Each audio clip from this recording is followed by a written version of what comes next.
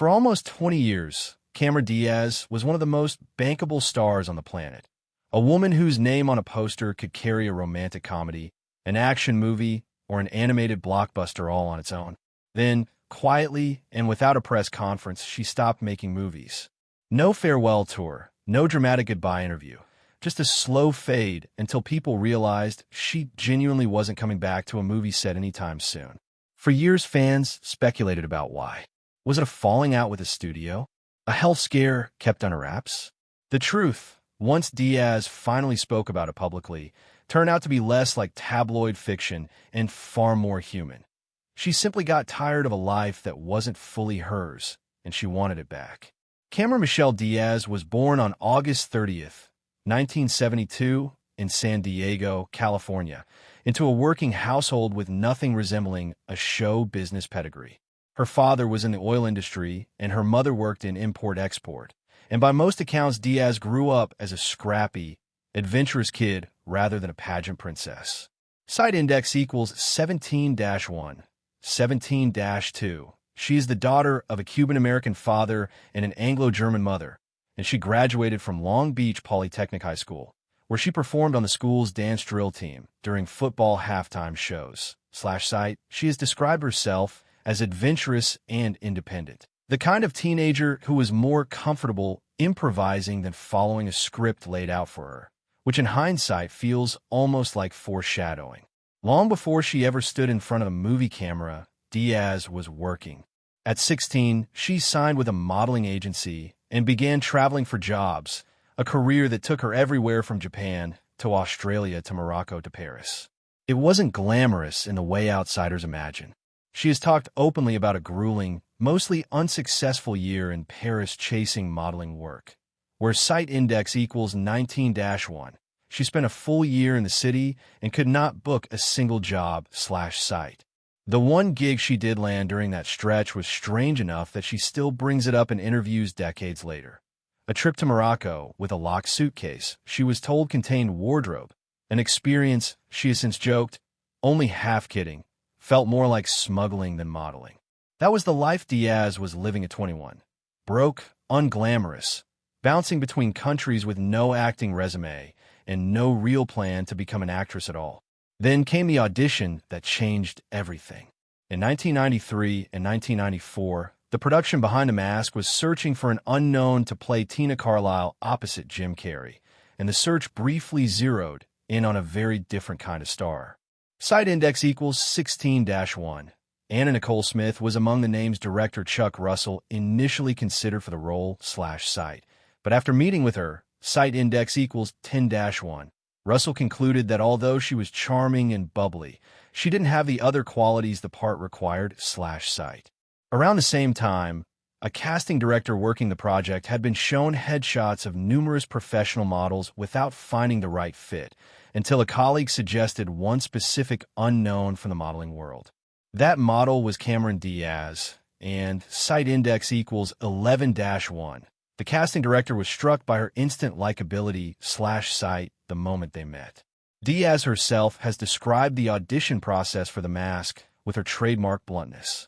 She was 21 years old, trying out for a two-line supporting part with zero acting experience, and famously described herself at the time in an Entertainment Weekly interview as site index equals 12-1, a pretty girl who's a model who doesn't suck as an actress/site.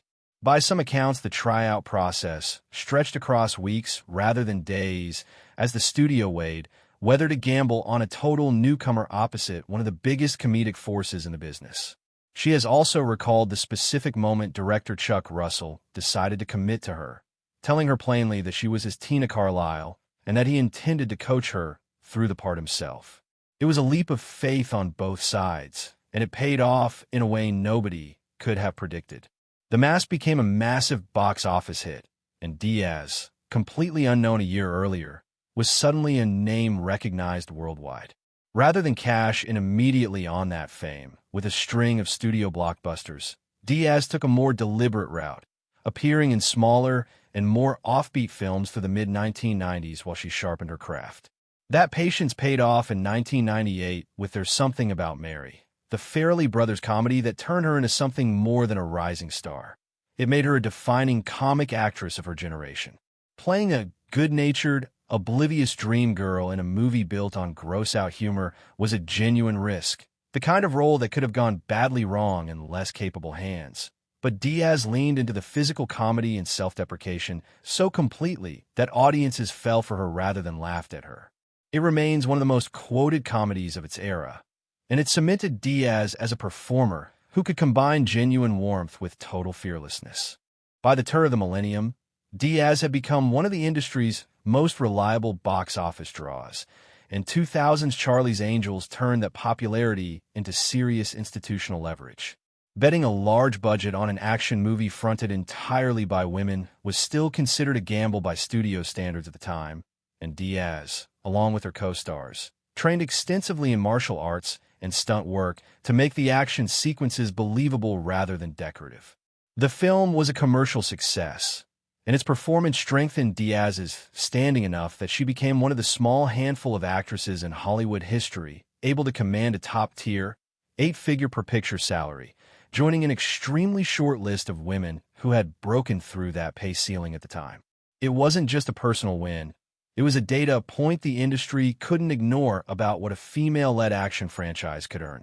What followed was arguably the most interesting stretch of Diaz's career, a run of choices that showed she wasn't content to be typecast as the bubbly comedic lead. In 2001, she starred opposite Tom Cruise in Cameron Crowe's Vanilla Sky, a dark, disorienting psychological drama that asked her to play a woman undone by heartbreak and obsession. A performance that earned her a Golden Globe nomination and forced critics who had underestimated her to reconsider. A year later, she took on an even bigger creative risk, joining Martin Scorsese's brutal historical epic Gangs of New York. Holding her own opposite Daniel Day-Lewis's ferociously committed performance and mastering an Irish accent for a role set in the violent five-point slums of 1860s Manhattan. Neither film asked audiences to like her the way her earlier comedies had. Both asked her to disappear into something harder and more uncomfortable, and she did.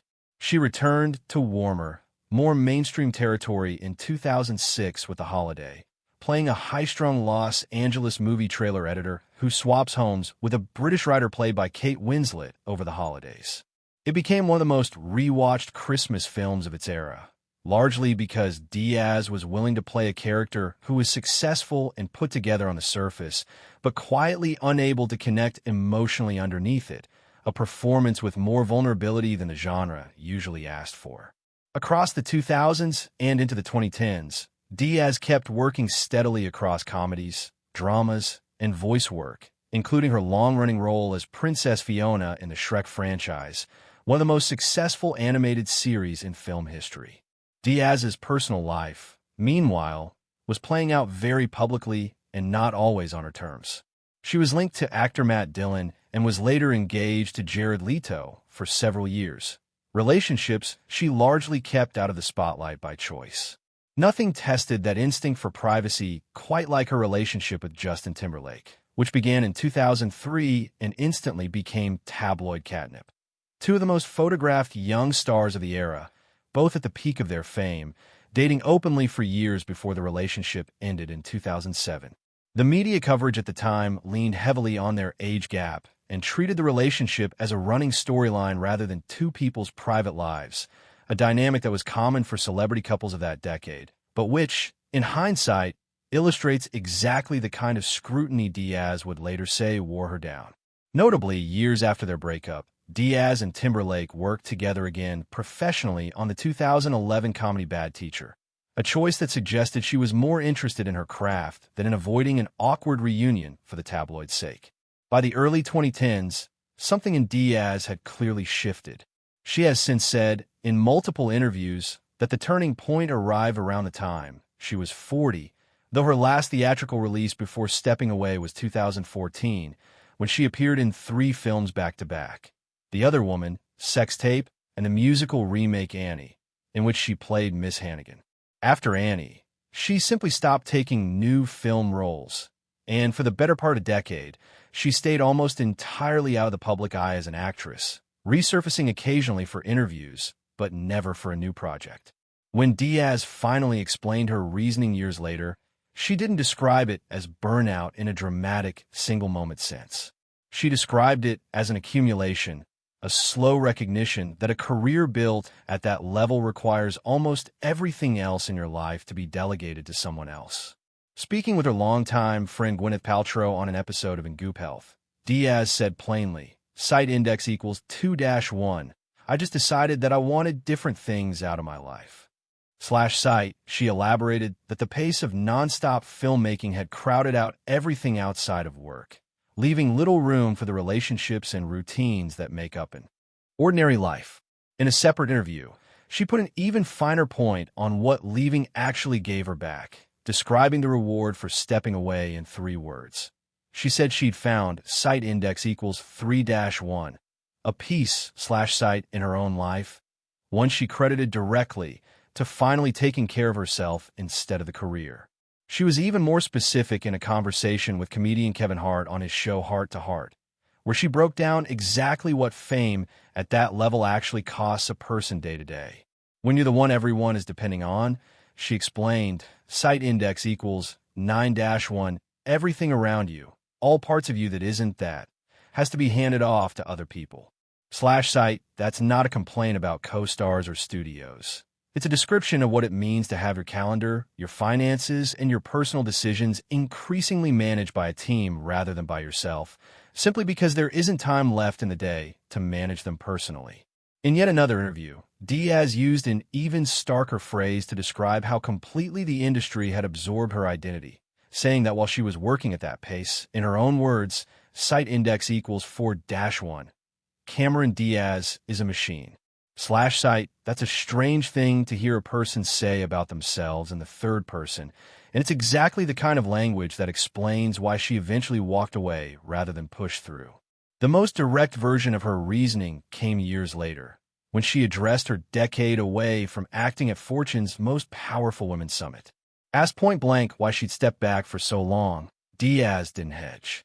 Sight index equals 6-1. For me, it was just something I had to do, she said. It felt like something I had to do to reclaim my own life.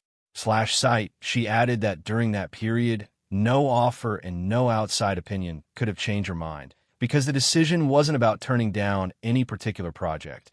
It was about protecting a